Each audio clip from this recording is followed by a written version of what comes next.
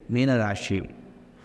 ಮೀನರಾಶಿಯಲ್ಲಿ ಹುಟ್ಟಿದಂಥವರಿಗೆ ಈ ವರ್ಷ ಗುರುಬಲವೂ ಇರುತ್ತೆ.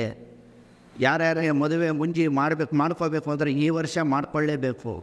ಈ ವರ್ಷ ತಾವು ಕೈ ತಪ್ಪು ಬಿಟ್ಟರೆ ಮದುವೆ ಆಗುವಂಥದ್ದು. ಇನ್ನು 2-2.5 ವರ್ಷ ತಮಗೆ ಕನ್ಯೆಗೆ ವರ ಸಿಗೋದಿಲ್ಲ, ವರನಿಗೆ ಕನ್ಯೆ ಸಿಗೋದಿಲ್ಲ. ಮತ್ತು ಯಾವುದೇ ಕೆಲಸ ಕಾರ್ಯಗಳು ತಾವು ಕೈ ಹಿಡಿದಿರ್ತೀರಿ ಅದೆಲ್ಲ ಕೈ ಹಿಡಿದು ಮೇಲಕ್ಕೆ ತರುವಂಥದ್ದು. ಯಾವುದೋ ಒಂದು ಕಂಪ್ನಿ ಶುರು ಮಾಡಿರ್ತೀವಿ, ಅದು ಅಭಿವೃದ್ಧಿ ಆಗುತ್ತೆ. ಯಾವುದೋ ಒಂದು ವ್ಯಾಪಾರ ಶುರು ಮಾಡಿರ್ತೀರಿ, ಅಂಗಡಿ ಅಭಿವೃದ್ಧಿ ಆಗುತ್ತೆ. ಔಷಧಿಯನ್ನು ವ್ಯಾಪಾರ ಮಾಡ್ತಾರೆ ಅಂತಂದರೆ ಮೆಡಿಕಲ್ ಸ್ಟೋರು, ಕೆಮಿಸ್ಟು. ಆ ಔಷಧಿಯನ್ನು ವ್ಯಾಪಾರ ಮಾಡ್ತಕ್ಕಂಥವ್ರಿಗೆ, ಮೀನರಾಶಿಯಲ್ಲಿರ್ತಕ್ಕಂಥವ್ರಿಗೆ ಉತ್ತರೋತ್ತರವಾದಂಥ ಅಭಿವೃದ್ಧಿಯು ಈ ವರ್ಷ ಸಿಗುತ್ತೆ. ಜೊತೆಗೆ ಕಾಂಟ್ರಾಕ್ಟ್ ಕೆಲಸ ಯಾರೇನು ಮಾಡ್ತೀರಿ, ಮನೆ ಕಾಂಟ್ರಾಕ್ಟ್ ಇರುವ, ರೋಡ್ ಕಾಂಟ್ರಾಕ್ಟು, ಅದೆಲ್ಲ 2ರಷ್ಟು ಲಾಭವೂ ಕೂಡ ಇದರಲ್ಲಿ ಬರುವಂತಹ ಒಂದು ಸ್ಥಿತಿ ಇದೆ. ಈ ವರ್ಷ ತಾವು ಯಾವ ಕ್ಷೇತ್ರವನ್ನು ದರ್ಶನ ಮಾಡಬೇಕು ಅಂತಂದರೆ ನಾಗರ ಕ್ಷೇತ್ರವನ್ನು ದರ್ಶನ ಮಾಡಬೇಕು. ನಾಗರ ಕ್ಷೇತ್ರ ಅಂತಂದರೆ ಯಾವುದು? ಕುಕ್ಕೆ ಸುಬ್ರಹ್ಮಣ್ಯ, ಘಾಟಿ ಸುಬ್ರಹ್ಮಣ್ಯ, ನಮ್ಮ ಬೆಂಗಳೂರು ಹತ್ತಿರ ಇರ್ತಕ್ಕಂಥ ರಾಮವಳ್ಳಿಯಲ್ಲಿ ಮುಕ್ತಿನಾಗ ಕ್ಷೇತ್ರ, ಇದೆಲ್ಲ ನಾಗಕ್ಷೇತ್ರಗಳು. ಈ ನಾಗನ ದರ್ಶನದಿಂದ ತಮಗೆ ಉತ್ತರೋತ್ತರವಾದಂಥ ಅಭಿವೃದ್ಧಿ ಆಗುತ್ತೆ. ಜೊತೆಗೆ ತಾವು ಯಾವ ದೇವತಾರಾಧನೆಯನ್ನು ಮಾಡಬೇಕು? ಈ ವರ್ಷ ಕುಜಗ್ರಹ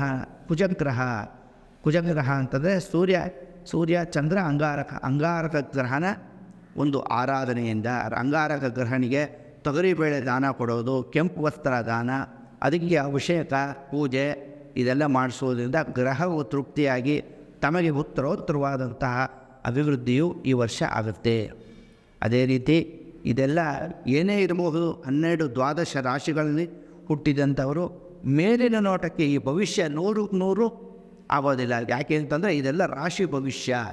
ಇದರಲ್ಲಿ ಒಂದು 50-60% ಮಾತ್ರ. ಯಾಕೆಂತಂದರೆ ಒಬ್ಬೊಬ್ಬರು ಒಂದೊಂದು ಇಸ್ವಿಲಿ ಹುಟ್ಟಿರ್ತೀರಿ, ಒಂದೊಂದು ವಾರ, ಒಂದೊಂದು ತಿಥಿ, ಒಂದೊಂದು ನಕ್ಷತ್ರ, ಒಂದೊಂದು ಯೋಗ, ಒಂದೊಂದು ಕರ್ಣದಲ್ಲಿ ಹುಟ್ಟಿ ನಾವು ಒಂದೊಂದು ರೀತಿ ಜೀವನವನ್ನು ಮಾಡ್ತಾಯಿರ್ತೀವಿ. ಒಬ್ಬೊಬ್ಬರು ಒಂದೊಂದು ವೃತ್ತಿಯನ್ನು ಮಾಡ್ತಾಯಿರ್ತೀವಿ. ಒಬ್ಬನಿಗೆ 5 ವರ್ಷ ಇರುತ್ತೆ, ಒಬ್ರಿಗೆ 15 ವರ್ಷ ಇರುತ್ತೆ, ಒಬ್ರಿಗೆ 50 ವರ್ಷ ಇರುತ್ತೆ. ಇದೆಲ್ಲವೂ ಕೂಡ ತಮ್ಮ ತಮ್ಮ ಜಾತಕದ ಪ್ರಭಾವದಿಂದ, ತಾವು ಹುಟ್ಟಿದಂತಹ ಗಳಿಗೆಯಿಂದ, ತಮ್ಮ ಪೂರ್ವಾರ್ಜಿತ ಕರ್ಮದಿಂದ, ಜೊತೆಗೆ ನಾವು ಹುಟ್ಟಿ ಬಂದಂತಹ ವಂಶದಲ್ಲಿ ಎಂತೆಂಥ ನಾವು ವಂಶದಲ್ಲಿ ಪುಣ್ಯ ಪಾಪ ಇದೆಲ್ಲ ಮಾಡಿರ್ತೀವಿ, ಧರ್ಮ ಅಧರ್ಮಗಳು ಮಾಡಿರ್ತೀವಿ, ಅದರ ಮೇಲೆ ನಮ್ಮ ಜೀವನವನ್ನು ಮಾಡ್ತಾ ಇರ್ತೀವಿ. ಅದೇ ರೀತಿ ಈ ಕ್ರೋಧಿ ನಾಮ ಸಂವತ್ಸರವು ಇಲ್ಲಿ ನೋಡ್ತಕ್ಕಂಥ ಎಲ್ಲ ಸದ್ಭಕ್ತರಿಗೂ ಒಳ್ಳೆಯದನ್ನು ಮಾಡಲಿ, ಪರಮೇಶ್ವರನು ಸದ್ಬುದ್ಧಿಯನ್ನು ಕೊಟ್ಟು ಒಳ್ಳೆಯ ಧರ್ಮವನ್ನು ಮಾಡುವಂತಹ ಒಂದು ಚೈತನ್ಯವನ್ನು ತಮಗೆಲ್ಲ ಕೊಡಲಿ.